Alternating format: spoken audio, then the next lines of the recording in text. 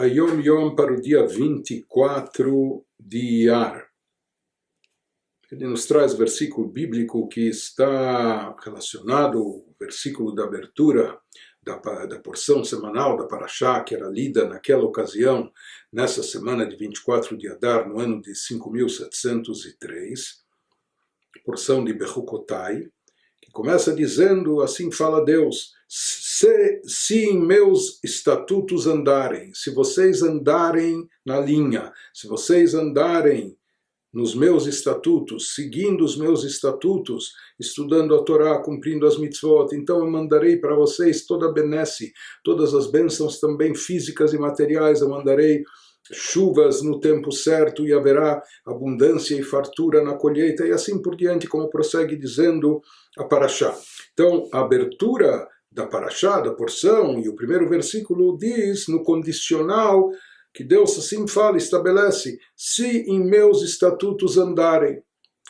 Os nossos sábios dizem que este se com S condicional, não é apenas uma condição que Deus estabelece, porque de fato, mais adiante na Parashá também está escrito, se acontecer, Deus nos livre o contrário, se não andarem nos estatutos. Mas além do condicional, se fala que aqui quando Deus diz, se em meus estatutos andarem, explicam os sábios, este se é uma expressão de súplica, como interpretam de fato os nossos sábios no Talmud, quisera que em meus caminhos andassem.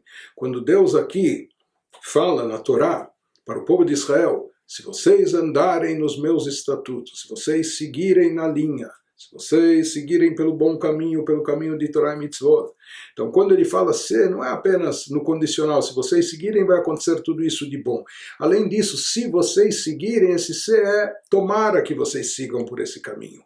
Quisera, oxalá que vocês sigam por esse caminho. Deus, como aqui está suplicando até, implorando para o povo de Israel, por favor, sigam pelo caminho certo, andem nos meus estatutos. Isso porque Deus não interfere no livre-arbítrio. Deus, por mais que ele é onipotente e onisciente, tudo ele sabe, tudo ele pode, etc., mas ele não interfere na escolha do bem e mal pela pessoa. Ele não interfere no livre-arbítrio do indivíduo, deixando que a própria pessoa escolha entre o bem e mal. Mas, aqui, de acordo com os nossos sábios, Deus não interfere, mas ele mostra qual o seu interesse, o que ele gosta e aprecia, o que ele quer e o que ele espera de nós. E, de certa forma, não só o que ele quer e espera, ele até suplica, implora. Eu não obrigo vocês a seguirem no caminho dos estatutos. Se vocês quiserem, vocês vão seguir, mas esse se é uma súplica. Como ele Deus suplicando, implorando, por favor, façam a escolha certa e sigam pelo caminho do bem. O fato de Deus, por assim dizer, suplicar perante eles, perante os Yehudim, o povo de Israel, já lhes dá força e habilita-os a manterem-se firmes na sua escolha, na escolha do caminho do bem. Inclusive esse Yom Yom que estamos lendo é extraído de um mamar, de um discurso racídico profundo pronunciado pelo Rebbe anterior. Então aqui ele nos fala, ele explica aquilo que os sábios dizem no Talmud, que esse se não é apenas um condicional, mas também é uma, por assim dizer, uma súplica divina, que Deus como suplica e implora, por favor, façam a escolha certa, sigam pelo caminho de Torá e Mitzvot. Ele nos diz que essa súplica, ela por si só já dá forças especiais, já nos empodera, já nos dá não só um incentivo, mas também um poder e forças para a gente se manter firme na escolha do bem. E quando nós fazemos isso, sim, meus estatutos andarem, essa é a tradução literal do termo que consta na Torá, andarem nos estatutos. A Torá que não fala se os meus estatutos vocês cumprirem, vocês implementarem, etc. Não, se meus estatutos andarem.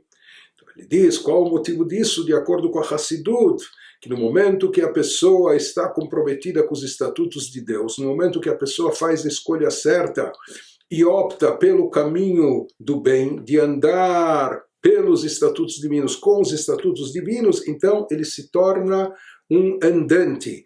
Se em meus estatutos andarem, a alma torna-se um mehalech. Ela anda e ela progride, ela evolui. Porque, como nós já explicamos em outras ocasiões, também mencionado no Ayom Yom, a alma, na sua origem, ela é muito elevada, porém, na sua origem, no campo espiritual, onde ela se encontra, lá ela está no estado estático. Ela não está no estado elevado, mas ela não se movimenta, ela não tem elevação ou evolução. E esse é um dos motivos, uma das explicações, por que esse descenso, por que a alma desce até esse plano físico, terrestre, materialista, para viver essa vida aqui nesse mundo, dentro de um corpo com tendências físicas, dentro de um mundo terrestre, materialista. Por que Deus manda a alma para cá? Porque justo enfrentando esses desafios e superando essas provações e escolhendo o bem aqui nesse plano, isso coloca a alma num patamar especial, isso leva a alma a uma elevação especial, possibilitando a ela uma caminhada, uma evolução. Isso faz com que a alma não permaneça estática, mas ela entre em movimento, num movimento crescente de evolução. Então isso se dá através das escolhas certas que nós fazemos aqui nesse mundo, escolhendo o bem. Interessante que quando nós observamos o discurso racídico na íntegra do Rebbe anterior, de onde foi extraída essa passagem, nós vemos lá que o Rebbe elabora esse assunto mais. Aquilo que nós falamos, que por um lado Deus não interfere no livre-arbítrio. Nós encontramos passagens bíblicas onde ele diz: vejam que eu coloco diante de vocês Renatati lefanecha yom, o caminho, o bem e o mal, o bem e a vida, e o mal e o contrário. Mas nós vemos que, por mais que Deus colocou as coisas de forma equilibrada, dando a opção ao ser humano de escolher, a chance do ser humano escolher pelo seu próprio livre-arbítrio, mas no final, na Torá, Deus mesmo diz, como pedindo para nós, o Bahar Tabachaim, escolha a vida. E o caminho da vida é estar conectado a Deus, ligado a Deus. Essa é a verdadeira vida. Então nós vemos aqui também esse mesmo conceito que foi elaborado nessa passagem. Por um lado, Deus não interfere no livre-arbítrio, mas por outro lado, ele recomenda, ele até pede de nós que façamos a escolha certa, que escolhamos a vida e etc. E ele nos diz, esse mesmo conceito também encontramos elaborado no Talmud, nas palavras dos nossos sábios, que dizem o seguinte: já que Deus permite a escolha por parte do ser humano, baletame potchimlo, se uma pessoa escolher, se ele quiser se impurificar, fazer coisas negativas que impurificam, abrem para ele a porta, não impedem. Baletaher, se ele quiser se purificar, messayeinoto, ajudam-no, auxiliam-no. Então aqui também fica patente e clara a diferença. Deus não interfere no livre-arbítrio. Portanto, se a pessoa quiser justamente escolher o mal, entrar pela porta do mal, não vão fechar a porta, abrem para ele a porta e permitem que ele passe. Porém, se ele faz a escolha certa e ele quer passar pela porta que leva para o bem, não só que abrem a porta, ajudam-no também. Mas aí, por quê? Porque, na verdade, o que Deus preza, o que Deus deseja, o que ele quer, é a opção positiva, que a gente faça a escolha certa, que a gente escolha o bem. Apenas que ele proporcionou as duas vertentes para nos dar o mérito, que a escolha seja nossa, e isso vai nos dar um mérito maior. Se não houvesse escolha, se a pessoa fez o bem por falta de opção, isso não seria meritório. Mas quando havia um caminho sedutor, convidativo, talvez mais fácil e etc., e aparentemente agradável, e mesmo assim a pessoa renunciou a ele, escolheu o bem, o certo, o correto, isso sim dá um mérito especial à pessoa, torna ela merecedora, isso que Deus queria. Mas fica patente que por mais que Deus nos coloque os dois caminhos diante de nós no mundo, a preferência divina, sem dúvida alguma, isso ele não esconde, fica patente, por isso ele até pede, implora que a gente faça a escolha certa, é o caminho do bem.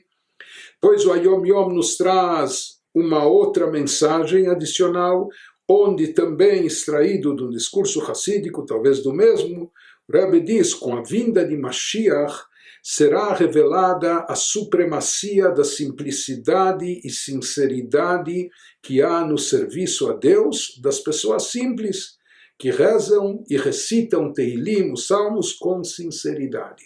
Ele nos diz que quando Mashiach chegar, muita coisa vai mudar, ou seja, máscaras vão cair, crostas que encobrem a verdade vão desaparecer, a verdade vai emergir, a verdadeira, a genuína escala de valores, aquilo que realmente é bom, correto, importante, isso vai se sobressair, isso vai prevalecer, e vice-versa.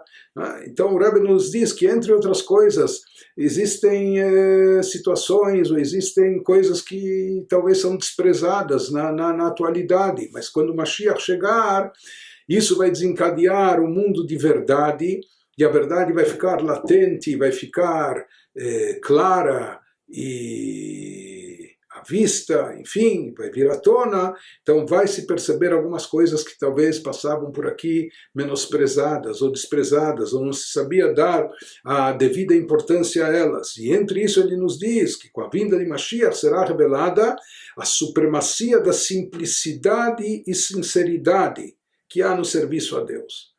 Então, às vezes as pessoas acham que tudo bem, mesmo serviço a Deus e espiritualidade, isso tem que ser feito com muita intelectualidade, com muito conhecimento, com muita erudição, com muita intelectualidade, etc. Daí sim, isso se torna algo digno, elevado. Enfim, por outro lado, aquelas pessoas que, por uma circunstância ou outra, talvez não são tão sábios, não são eruditos, não são tão conhecedores, são pessoas simplórias que às vezes mal sabem ler o texto e talvez nem conheçam muito a tradução.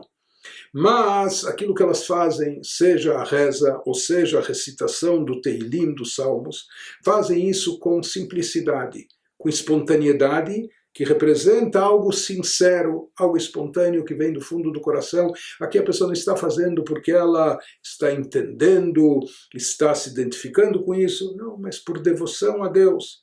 Então, quando o Mashiach chegar, vai se revelar o quanto isso é importante. A simplicidade e sinceridade que há no serviço a Deus das pessoas simples, que rezam e recitam Tehilim com sinceridade. Isso é uma coisa sublime, grandiosa, elevadíssima, que talvez hoje a gente nem saiba imaginar o grande valor que isso tem, mas quando o Mashiach chegar vai ficar claro e patente o quanto isso é importante, o quanto essas pessoas simples, com seu serviço sincero, espontâneo, mas que vem do coração, o quanto isso é elevadíssimo e o quanto essa recitação de Tehilim, de salmos, dessa forma, ou por esse tipo de pessoas, é uma coisa tão elevada e especial.